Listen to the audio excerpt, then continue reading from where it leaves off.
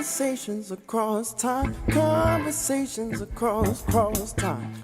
Hi, I'm Mark Hoffman, proud member of the Conversations Across Time family and a retired history teacher. These are the times that try men's soul. These words were written by Thomas Paine, the character I play on this evening's show. They were written to rally the colonists against the tyranny of George III of England. Also on the panel with me tonight are Spartacus, the slave gladiator who organized a revolt against imperial Rome; Ida B. Wells, the African-American journalist who fought for women's rights and was instrumental in getting anti-lynching laws passed in the United States; and Horace Greeley, the founder and editor of the New York Tribune, whose abolitionist editorials led to the passage of the 13th Amendment and the end of slavery. Tonight's show deals with tyranny, fascism, and the culpability of the press in allowing these tyrannical forms of government to rise up in our country. Stay tuned for an educational and provocative show. We have Mr. Thomas Paine giving you information on what is common sense, calling a liar a liar. I don't hear any really strong objective reporting, even the people who lean left or even right. I mean, I don't see any objective reporting. I don't see anybody yelling and screaming. It's a headline when somebody calls out a public figure for their lies. That becomes a headline. That shouldn't be a headline. That should be common journalistic practice. If you lie, we call it a lie. Why would we make a headline? The New York Times called President Trump a liar like it was the greatest journalistic feat in the world. Why should that be a journalistic feat? That should be common, everyday practice by our journalists. If you're a liar, you're a liar. It shouldn't be the exception. It should be the rule. I just want to point out, I have come across some journalists today Good. that have challenged Maybe every step of the way. But we are in this age of social media that I see more people talking about those individuals that are challenging what's happening right now than the mainstream. So we also have to look at how news is released now. We have to make sure that we are adapting to the times. So just because we can't put what we need in actual black and white print that goes out into people's homes every morning, that's on their doorsteps, there is a legitimate media force that is socially here, and they're here to stay, that is putting out hard news. And sometimes I witness those people on these networks. Well, I agree with you, and the proof of the pudding is Mr. Greeley was instrumental in getting President Lincoln to fight for passage of the 13th Amendment. Right. Yeah, Ms. Wells ended slavery. Yes. Right. True. And Mr. Lincoln was very hesitant. I must say, Lincoln was very hesitant to finally implement emancipation of the entire slave population because he saw his primary mission as to preserve the Union with or without slavery. And because of our agitation from our paper and our readers, we pushed Mr. Lincoln to the right place. That is, and to do the right thing and to implement the Emancipation Proclamation. But you got criticism for that. Ms. Wells, they try to shut her up many times, but she was instrumental. I won't say she's the only one, but I would say she was one of the major figures in getting the anti-lynching laws passed. And John Adams said to me, and after a while he didn't like me so much because I didn't believe in any organized religion, but he said to me, if it wasn't for your pen, we wouldn't have had the revolution. So if the press does what they're supposed to do, we can move, we can shake the tyranny and make them more democratic and make them do some of the policy things that Babette wants them to do. Yeah. Bodies. I have been neglectful. I've only been to one, the one I mentioned. Go to the mall. I'll give a prize to somebody who can get through to Patrick Toomey's office. He's our U.S. Senator. He was in California lunching with billionaires while we were protesting the ban against Muslims. I must point out that I was briefly for about 3 months filling a congressional seat for my district in New York. And I could tell you the corruption there at that time, as now, was totally horrific. And So you think politics is necessarily a corrupt I would endeavor? hope not, but I mean, the corruption at that time was horrible. And I reported on it in the Tribune. And that's why you weren't reelected, is it? Yes, let's just say I made very few friends there. But I had to write about it. I had to write about the corruption in Washington and the various governmental jurisdictions.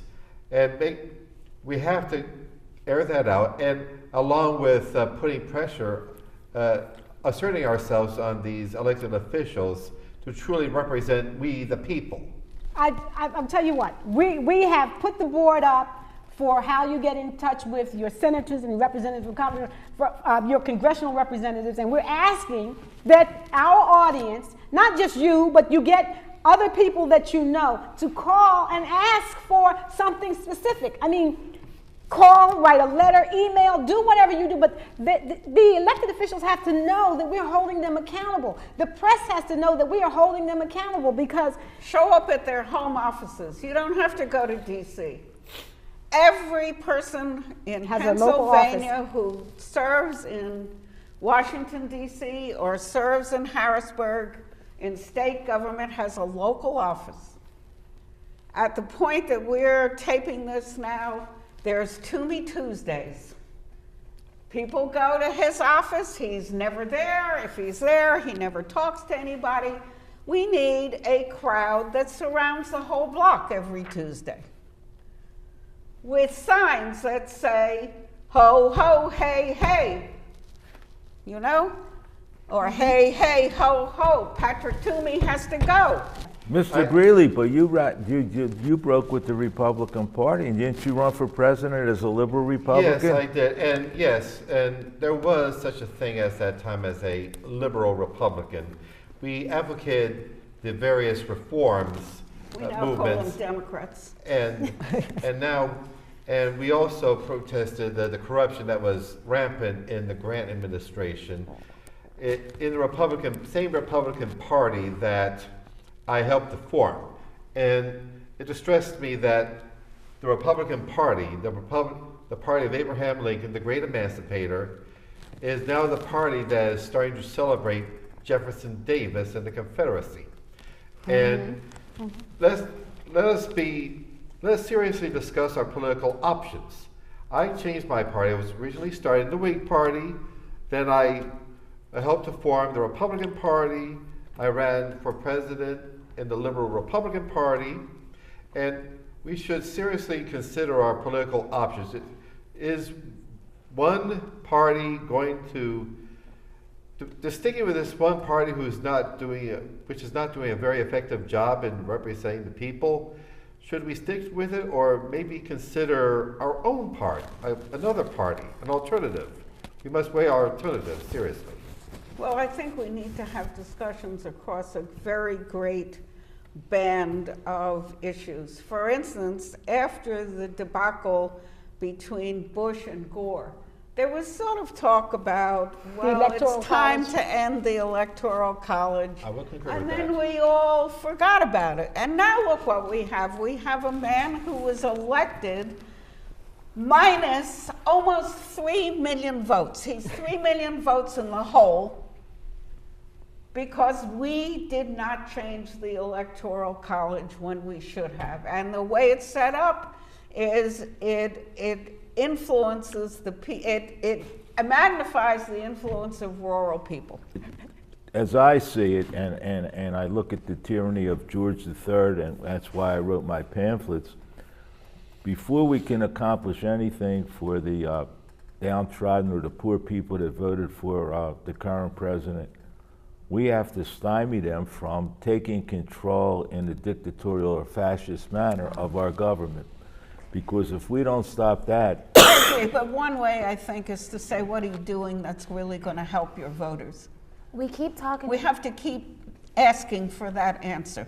yeah, but what happens if he stifles the press so the press can't put his feet to the fire to ask that question, and if he puts power to govern or to legislate in his own hands and stifles the power of Congress? I think if we keep beating up on these Congress people who were with him, I agree that with they're that. gonna they have smaller districts. But Ms. Wells, you were able to be instrumental in getting people to leave, was it Memphis? When there was so much racism that was going on, and you took the position of, well, just leave. Why are you staying here? And it sort of reminds me that what we have got to do is we've got to, if elected officials do not do what it is that we want them to do, then maybe we need to leave. In other words, I don't want you to count me because I am registered as a Democrat. I don't want you to count me in that you're sure of my vote. I'm going to leave, which is what Mr. Greeley was saying. I'm going to leave. I'm going to leave if you do not fight back, because I am so sick and tired of watching Democrats be so namby-pamby about all of these things that are going on that are wrong. They're not speaking up. They're not. And we have to make them responsive. Yes, we do. But when you say leave, what do you mean by leave? And during those times, leaving was leaving. They had a place to go. They could go west. Place to they go. could go west. Yeah. Where are we going to I think go? Leave the party. I'm talking about leave the party. She means it metaphorically, that, Yes. that the Democratic Party can count on African American voters. And if your representative doesn't stand up for against this immigration bill or against stifling press or whatever, that if you have to vote for Republican next time, maybe that's what you have to do to teach them a lesson, because on both sides, they take the people for granted. I was, when I wrote the thing that we could not take our representatives for granted. We had to continually stimulate them to do the right thing. And know that we're watching. They should Right. know that we're watching. Right. Yes.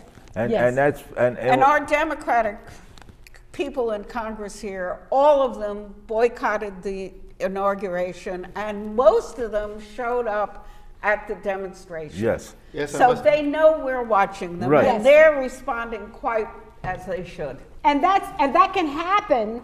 That can happen all across this nation with elected officials if people let them know we're watching. In the cities, Because The cities we've are got Democratic. power. The cities have power. We really do. We've just allowed the rural population to be in control, But- but we have power. We do. The people do have power. That was the fundamental of all my pamphlets, and that's why I was thrown out of England and threatened to go to jail. But the bottom line is, that's why they want to institute these tyrannical or fascist policies, to stymie the people power. And if we don't rise up and use our power, we won't have any And power. that's just common Not sense. this time, That's honey just common cakes. sense. That's Not just common this time, sense. honey cakes. Thank you, because that was my pamphlet. Yes, Common sense. that's just common sense. And what we need to do is it's been flashing throughout this series that we are doing on the responsibility of the media. I want you to take a look at that screen that talks about fascism and tell us, for yourself, what do you think this president is doing that is in line with fascism? And if you can see that, then you have to do something. We all have to do something. More than that, we have to say yes or no to this thing, and then we have to say, what are you doing to help Exactly. Instead of just people. complaining. But how do you get the people not to vote against their own self-interest? because Oh. I think you have to keep asking them, are there more jobs in your locale now that we ban Muslims? But you Did just you said get a something. raise? But you just But asked a question. that's a fundamental question that Ms. Wells raises. Did you get a raise? Yeah, but if I Is there less crime in your if I town? said to people in my time or during the Civil War or today, what is more important to you, getting a raise or keeping this minority or this group away from your community or away from your country, what would they say? I think If we'll I- be split. I don't know what they would say. I know, you know, this is a fundamental question that people raise. Why do people, as Ms. Wells said, vote against and not know what their I own don't know. self-interest? Part of it is because nobody has bothered to focus on what their interest is. You know, did your son-in-law get a job now that we've banned Muslims? And suppose Did your daughter suppose get a promotion? Trump said, well, we didn't fix the economy yet, but I got all the Muslims out of the country. Does that make you happy? What would they answer? Probably. How are you as a president deciding to completely ban a group of people from a country based on religion? It was But unconstitutional. you are the president. Because it appeals It's to in our- that person's All right, constituency. so I have an But- answer. I have an answer to this. Pennsylvania rejected a national standard for our driver's licenses. We said it's too expensive. We said we don't believe in a national ID card. We said it's a problem with privacy. And we said we're not going to do it. And we didn't do it. And now we're in danger of not being able to use our driver's licenses to get vote. on a domestic flight. Right. Okay? Now, here's my question that the press should be asking all the time. How are you going to have a religious test? How are you going to know who's a Muslim? We're going to have cards But- that have your religion on it. And police have to be able to see it every time they knock on a door or they meet you on the street. Let's see your card. Are you here legitimately? Are you a Muslim? Let's see your card. But you How can- is that going to happen otherwise? I know what you're saying. And we Babette, need to talk about that. But they know how to deflect the economic needs of their constituency. We keep saying it. But that's what's stopping Friskers. You say it Yes, right I on was the, just getting ready to say, thank you so much. Please, that is what's stopping Friskers. Yeah, but That's what's the stopping Friskers. cities have stopped doing I that don't for the have most to part. show you We certainly anything because have. I look like this, and because I look like this, you have But a at least now the right to cops don't stop have. me and question me. Right. The cops can't say, you have a card, I want to see it. Because we don't have a card. Okay, but I also have black skin. The cops can come up to me and say, you're black, you fit a description. Right. Which means they can go up to a Muslim, they a can't- woman with her, I wear my head wrapped a lot. it's happened. Because I'm not It's Muslim, happened. but because I wear on that particular day that I wear my head wrap, does that mean that I am a Muslim? I am And thinking- then somebody therefore- can stop me Yes. I am because thinking I have my head wrapped, because next I show look we a do- certain way. That's the problem with our society. That's the problem with our leadership. That's the problem with people in power. They forget that we are all still people and Yes. everyone is different, and you cannot put people in a box based on how they look, based on how they act, based on their religion. I suggest we think about at this show the women coming up here, Vivian and me and whoever is a guest, in hijabs. Oh. Oh, that would be cool. I went online, you can go online, you can learn how to wrap them. It's easy to do, they're very attractive. I'm how can planning we as to be able citizens having to wear one. prevent this? If they do decide to do a registration, for Muslims, there's probably a guarantee that I would register I will because too. I have to protect my fellow Americans. They have a right. They have a right to be here. Even here in Pennsylvania, on the day of the Muslim ban, there were two Syrian families that were stopped and turned away and sent back. For all we know, they could be dead, and they did everything they could. They did all the paperwork correctly to get here, just to get here and get turned away At the last based moment. on someone's individual opinion that is wrong. As a matter of fact, I'm familiar with that case, and they were not even of the Muslim faith, they were Christians. Yes. Yes. Yes. Yes. And they got turned away. They could be dead right now They because probably we elected a leader that is a fascist. Period. Point. End of story. But, There you go. But that gets back to what Babette said. If they that keep this talking de- about policy. Right, but this deflects people from the policy, the pitting of the Rust Belt, white, unemployed people against the Muslims or against blacks or against Jews people in or the city whoever it or is. against the elites or against the media, deflects everybody from their economic needs. He can't solve the economic problem of, as you said, the coal miners earlier on because of technology. He can't solve He can't solve the problem of factory workers Right, because so- of automation. So what we have to do is, number one, stem the tide, as Ms. Wells said, of fascism. Then we can start working on policy. Now, We can have we to work do on it at them? the same time. That's what I was just going to say. Can we work on them at the same Yes. time? We can. I mean, I sitting here as a pamphleteer journalist, I'm afraid he's going to do away with public access TV. He controls the FCC. Yes. He controls the fact that Comcast is not out of the goodness of their heart going to keep They're the station. forced They're forced to by FCC regulation. That's right. He controls the FCC. And if he deregulates, If he says, and they're cool, I'm sure Comcast don't like spending the money for this studio. because Of we course give them they help. don't. Right. We So give them help. they would just as easy close this down, and there wouldn't be public access TV. And if you watch some of the shows, our show, the show that precedes us, Democracy Democracy Now. Democracy Now. A lot of this stuff on there is stuff that the standard media or the mainstream media, I guess that's a better word, doesn't talk about. And Well, doesn't- even self-help stuff to make people stronger. right. Who are minority so that's why we citizens, got many. And women. I want to. we have to do both because We got to do both, and we've got to support those people that are putting the messages out there. Yes. We've got to support Amy Goodman. She's doing the work of a whole lot of people. Yeah, We've got to absolutely. support and Rachel Maddow. I mean, I watch her and I love her because because I know that what she's doing on some level, there is someone sitting in corporate who doesn't like it.